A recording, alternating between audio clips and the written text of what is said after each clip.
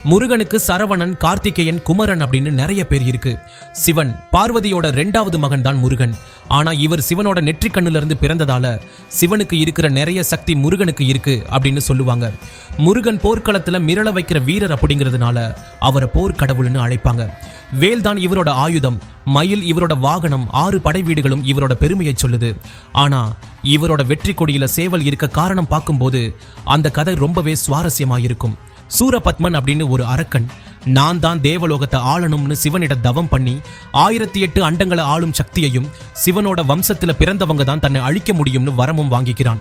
அந்த வரத்தோட ஆணவத்துல ஆடிட்டு இருந்து அவனை அழிக்க முருகன் போருக்கு புறப்படுவாரு. யுத்தத்துல சூரபத்மன் ஒரு மரமா மாறும்போது முருகன் தன்னோட வேலால அவனை 2 துண்டா வெட்டிடுவாரு. அப்போதான் அவனுக்கு புரியும் இது சிவனோட மகன் தான். உடனே கருணை கடவுளான முருகன் கிட்ட உங்க கூடவே இருக்கணும்னு அவன் கேட்ட கடைசி ஆசைக்காக முருகன் அவனை சேவலா மாத்தி தன்னோட வெற்றி கொடியா வச்சு இருக்காரு. அதனாலதான் இப்பவும் முருகனோட கொடியில சேவல் பறக்குது.